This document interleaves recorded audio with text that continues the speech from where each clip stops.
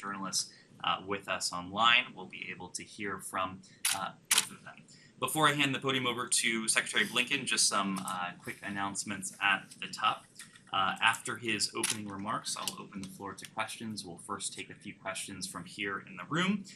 Please do wait until you're handed a microphone before you start asking your questions. We would also ask that you keep your question brief so that we can take as many questions as we are able to. We will then move to Zoom.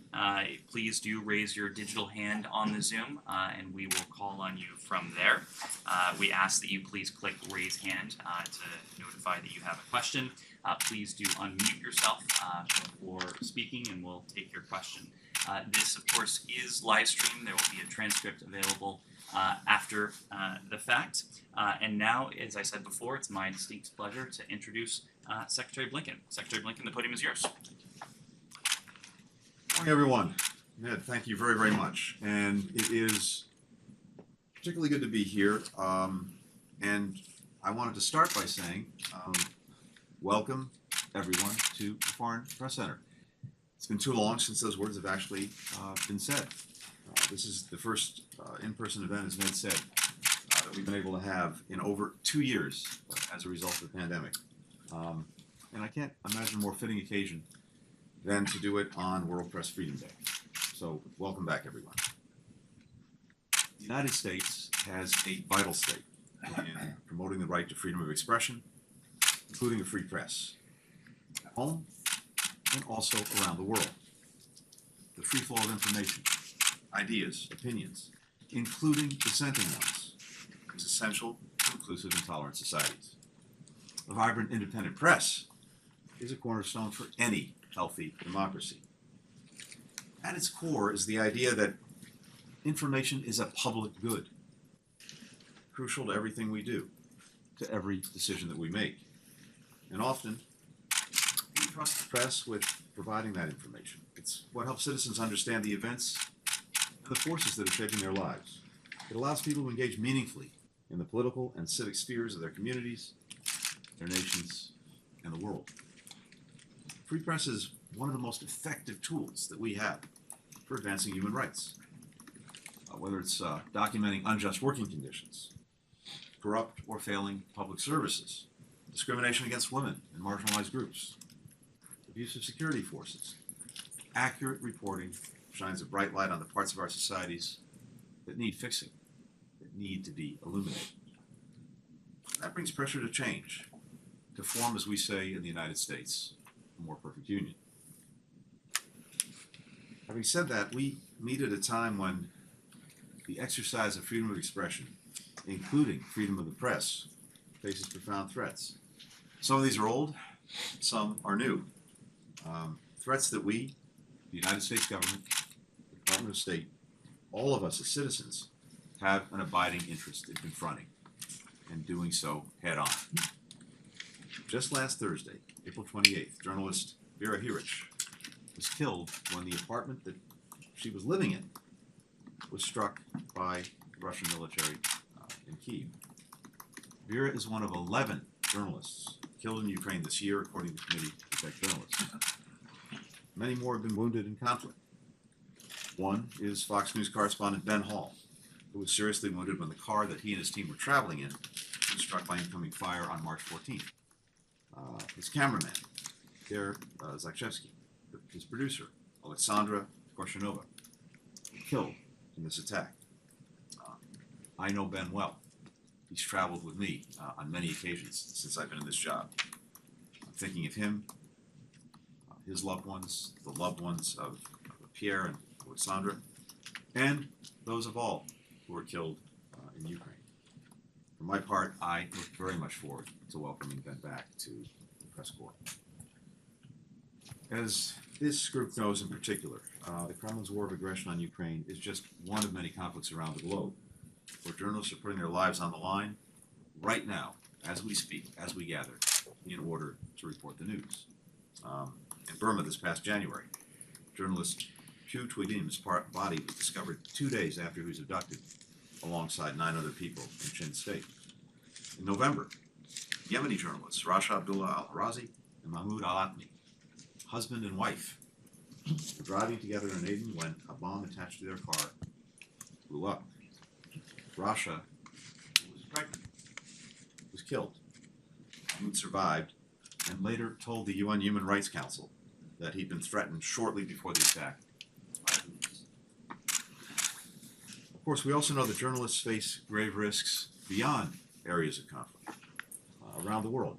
Governments, as well as non-state actors like terrorist groups and criminal organizations, threaten, harass, imprison, and attack journalists every week.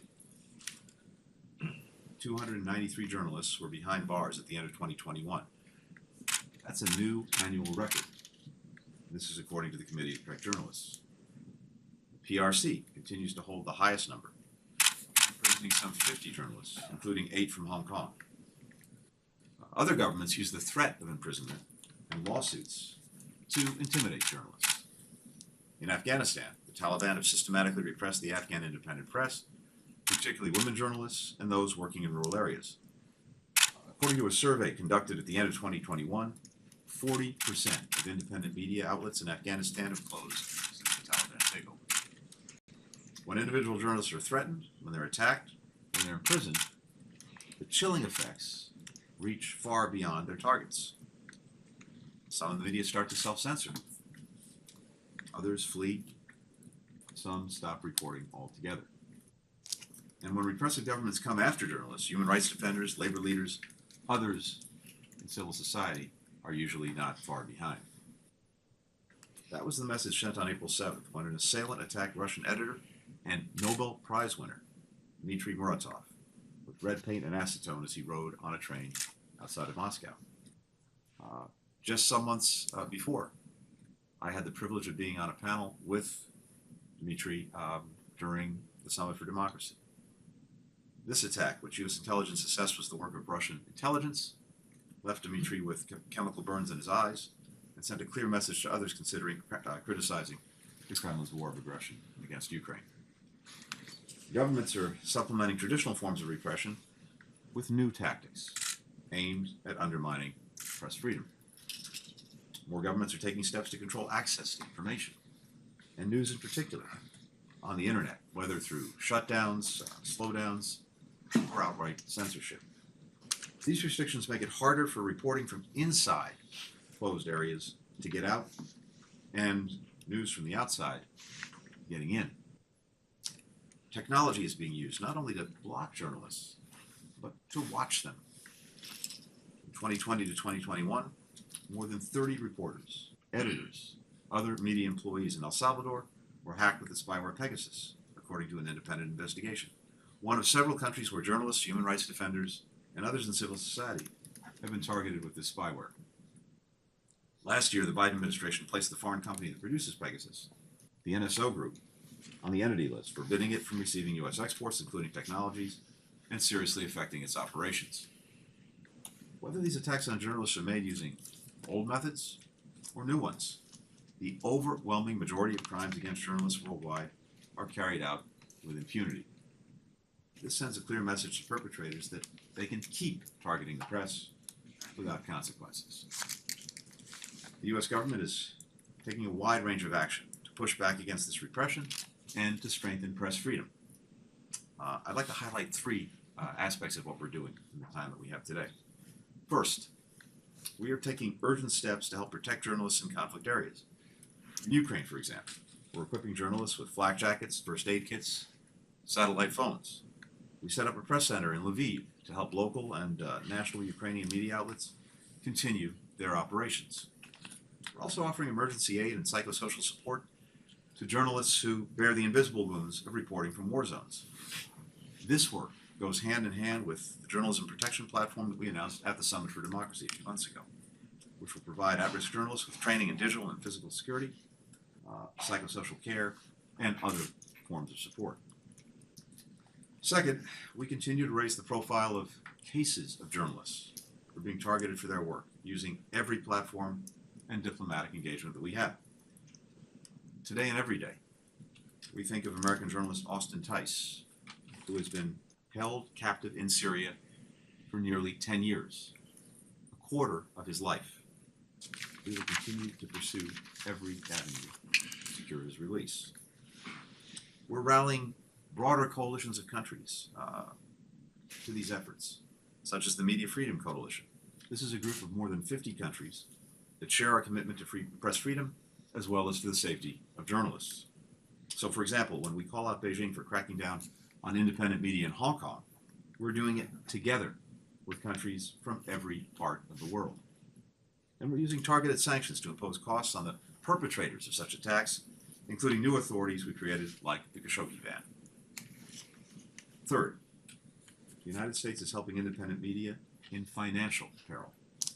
We're providing direct financial assistance to at-risk outlets. We're working with business groups in the private sector to help them become more financially sustainable. At the same time, we're providing financial support to reporters and news organizations unfairly targeted with litigation for their critical reporting. So, let me close with 2 words. Thank you. Thank you for all that you do, for all the challenges the press faces today. The work endures because of brave reporters like you. Journalists like Adela Navarro, who I believe is joining us virtually today from Tijuana, Mexico, and whose publication Zeta continues to conduct essential reporting on tough issues like organized crime and corruption, even after several of her colleagues have been murdered with impunity. Journalists like Kosoi Win, also, I believe, joining us remotely, who leads one of Burma's last remaining independent news sites, Myanmar Now, which continues to cover the widespread atrocities being committed against the Burmese people by the military. WorkCo continues in spite of having previously spent 7 years in prison for opposing military rule, 3 of them in solitary confinement. And journalists like Sevil Musayeva joining us today from Ukraine, where she leads one of the country's most widely read news sites, Renska Pravda. Work she continues even after her brother-in-law, documentarian and U.S. citizen Brent Renaud, was killed by Russian forces while reporting from Irpin on March 1st. Sevil recently said in an interview, and I quote, "We are trying to make sure that the people we report on are not just statistics." In that, and so much more,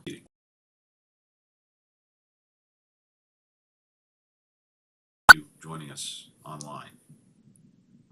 To members of media doing this work around the globe, we're humbled by your courage. We're in awe of your commitment providing the public with truth. We're honored to be your partners in advancing the essential cause of press freedom today and every day. And with that, I'm happy to take some questions. Start with Stacy Su from the Central News Agency of Taiwan. Thank you, Secretary, for doing this. The State Department's Human Rights Report has for many years expressed this concern that Beijing is trying to influence certain media outlets in Taiwan by either pressuring their parent companies' business interests in Beijing or pressuring companies with operation in China to avoid advertising with outlets that publish articles critical of Beijing. I'm sure that happened not only in Taiwan but elsewhere as well. So based on the U.S. assessment, how serious is this problem? And how can we avoid erosion of Taiwan's press freedom?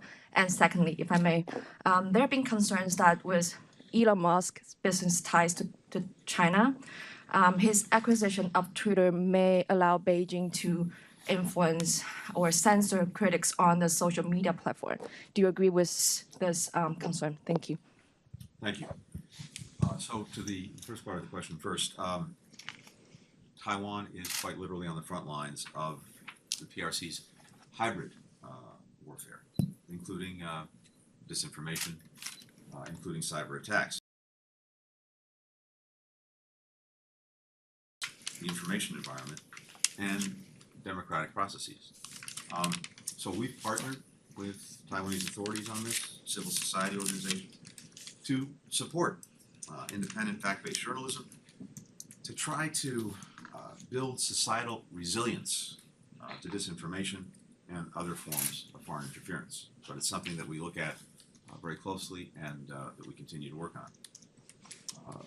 second part of your question on Twitter. So let me say first, private company. I'm not going to comment on what is hypothetical at this stage. Let me say more broadly, though, in response to the question.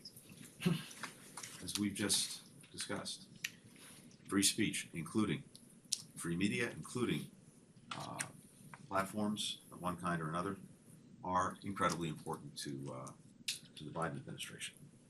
We've made that clear at home. We've made that clear around the world. And I would say, again, and this goes to the first part of your question as well as the second, we've been deeply concerned about what we're seeing from the PRC in terms of its misuse of technology to try to do things like increase surveillance, harassment, intimidation, censorship of PRC citizens, of journalists, of activists, and others. And that includes abroad. At the same time, we have a total imbalance because these very same leaders in Beijing are using the free and open media that we ensure, that are protected in democratic systems, to spread propaganda, to spread disinformation. And ultimately, that's an unsustainable proposition. Now, it also appears that they are further using these systems to stalk, to harass, to threaten critics who are outside the PRC's territory. We've condemned and we've taken action against these efforts, and will continue to defend the principles of a free press, an open, secure, reliable, and interoperable internet, and the benefits that flow from it. Alexander Panoff, Novaya Gazeta. Mr. Secretary, thank you for this event. I represent Novaya Gazeta, Russia. Of course, I want to ask you about Mr. Muratov, but you already mentioned this brutal attack on our editor and Nobel Peace Prize winner.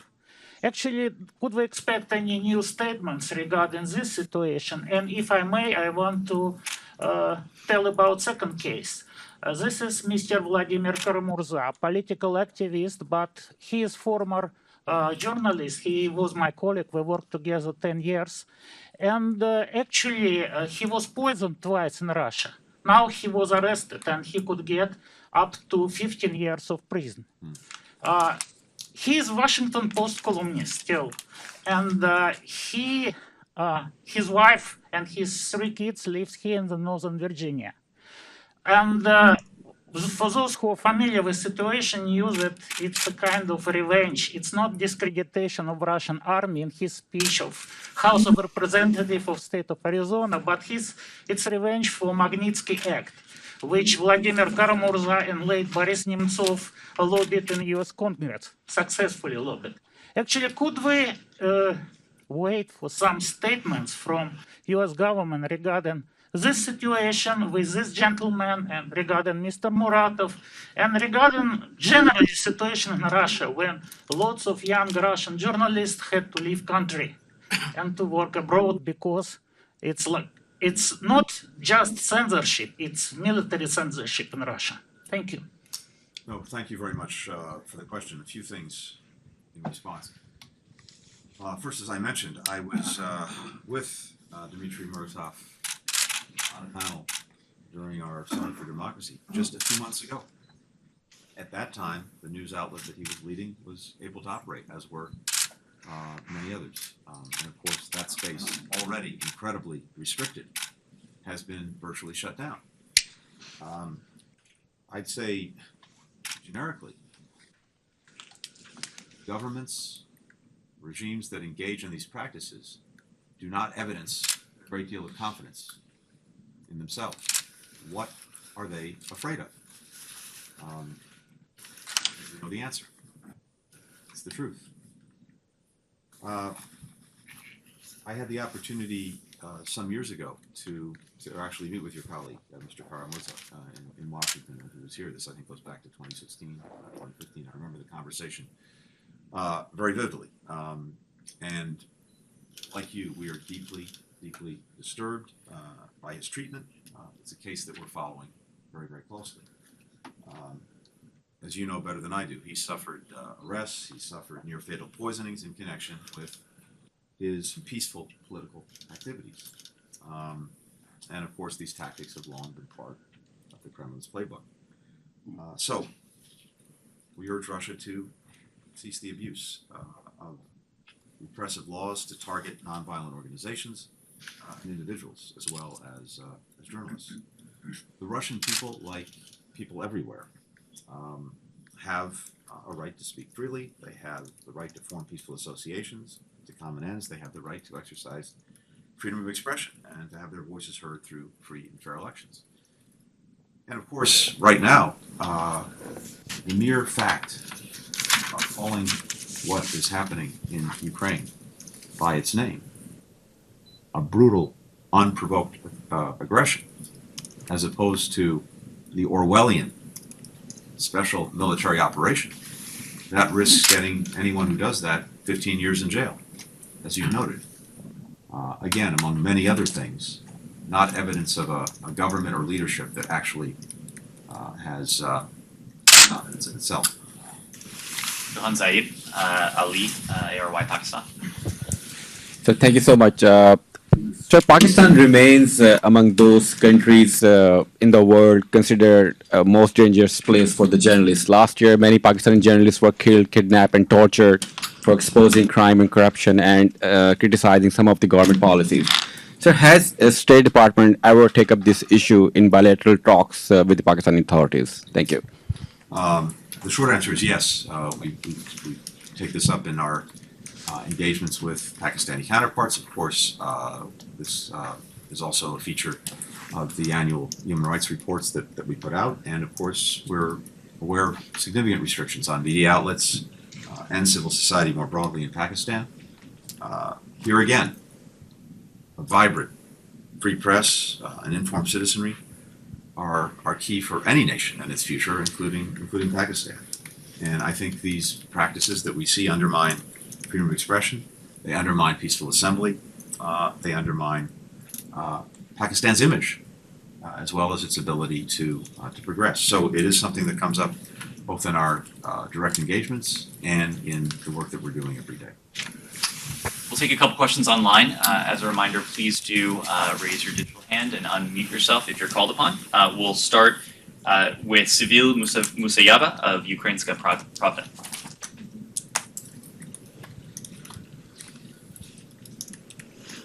Okay. Good morning, Secretary of State. First of all, thank you for your support of our country, continuous support of our country, which is now fighting for democratic values not only in post-Soviet countries but all over the world. Thank you for mentioning my dear friend Brent Renault, who was brutally killed in Irpin on March. For me personally, it's not war between democratic world and authoritarian regime. It's also war between truth and propaganda. For the last 20 years, actually, Russia destroyed all independent media in their country, and they supported state propaganda. And this propaganda now is disrupting not only the information field of Ukraine, but all over the world, and your country too. A few days ago, for example, CNN published an investigation about how Russian troll army worked in Ghana and how they spread information about Black Lives Matter campaign. But I have one very personal question, very concrete case. Everybody knows about tragedy of Mariupol city, which is now occupied by Russia, but still a lot of our civilians and soldiers are blocked in Azovstal plant.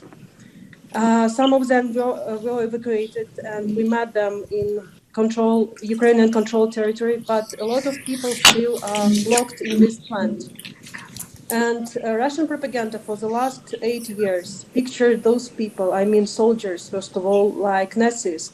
And for Putin now, it's justified, and propaganda justified his cruelty against those people. And so I have two questions. How we can save the lives of these people, and do you have a special plan how to fight against propaganda and how to minimize the effect of Russian propaganda in your own country? Thank you so much. Well, thank you very much, and thank you for, again, the incredible courage that you and your colleagues are showing every single day in Ukraine. By the way, the contrast between media in Ukraine and media in Russia, in and of itself, speaks volumes.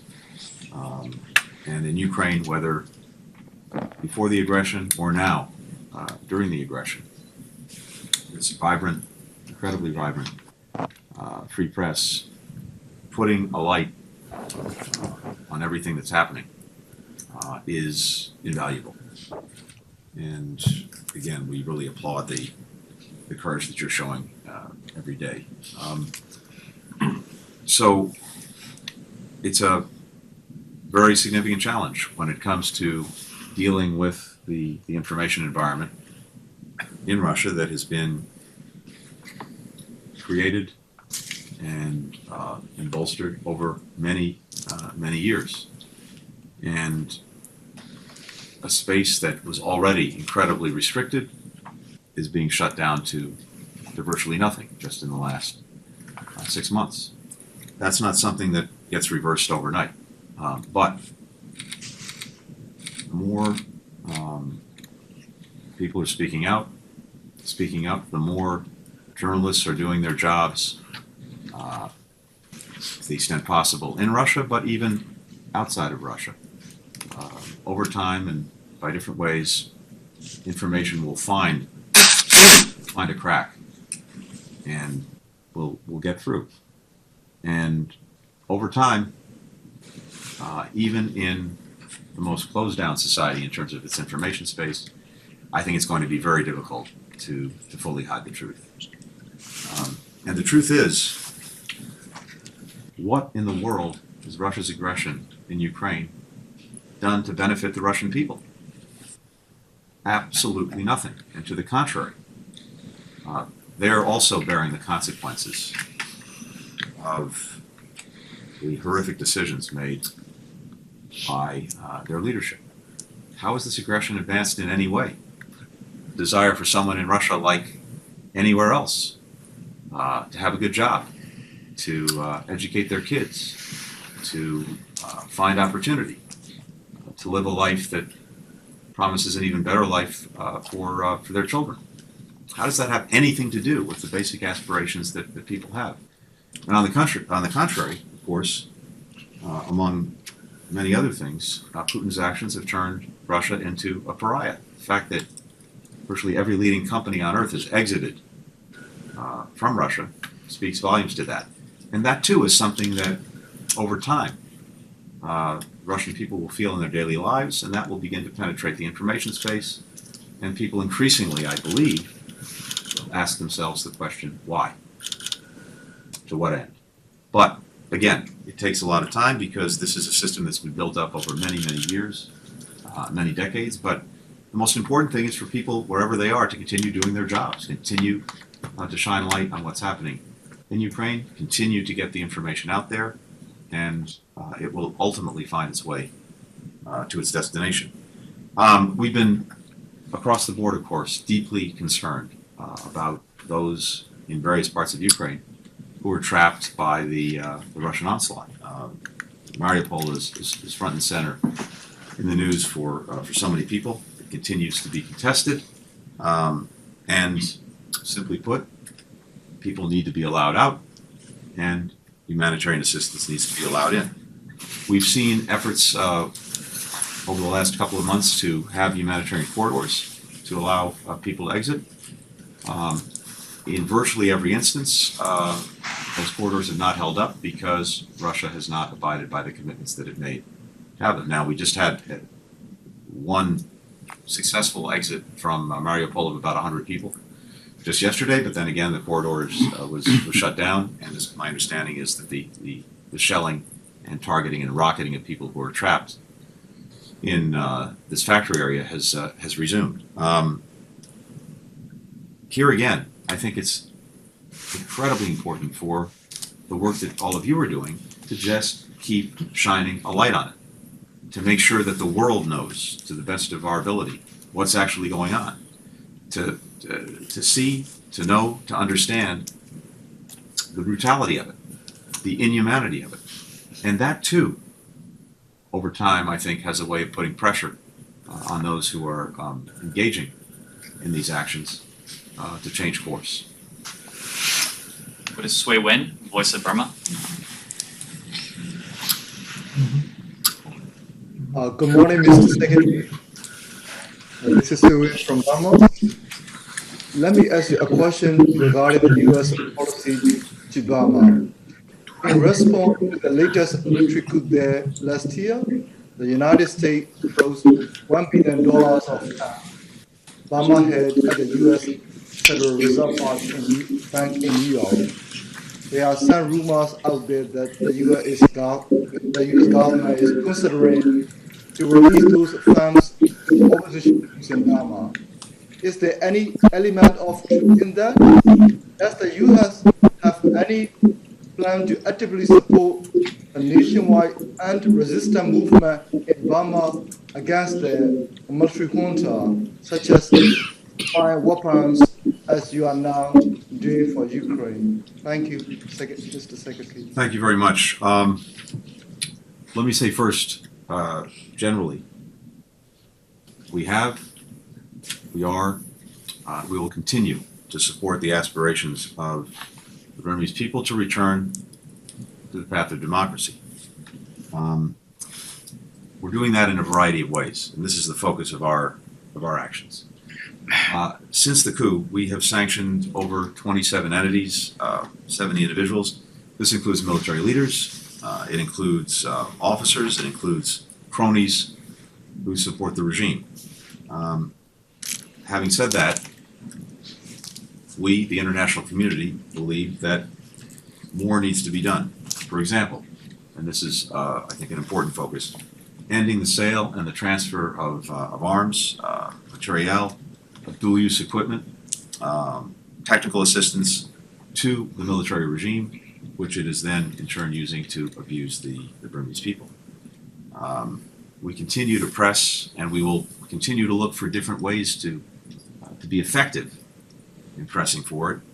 We continue to press the regime to release all those who've been unjustly detained, to allow unhindered humanitarian access, to advance the peaceful resolution of the crisis, to restore the path of democracy. So as we're doing this, we will continue to look at what tools we believe we have, others may have, to do it more effectively. And that's an ongoing proposition, but something that we take very, very seriously.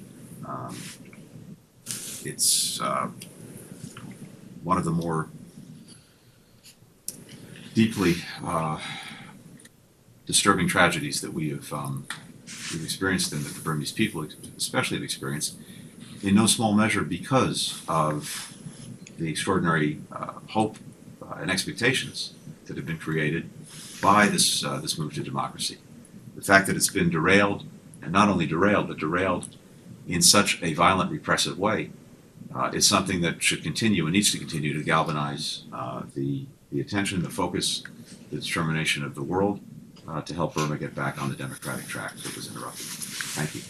That, unfortunately, has exhausted our time for today, but I would be remiss on World Press Freedom Day if I didn't remind everyone here in person to please attend our daily press briefings at the department if you're able. For those of you who are based around the world, please do feel free to dial into our phone briefings, which we also do regularly. Thank you, Mr. Secretary. If I could ask everyone to please remain seated. Thanks, folks. We hope to see you soon. Mr. Secretary, can you comment on the post words that NATO is barking at the Russians?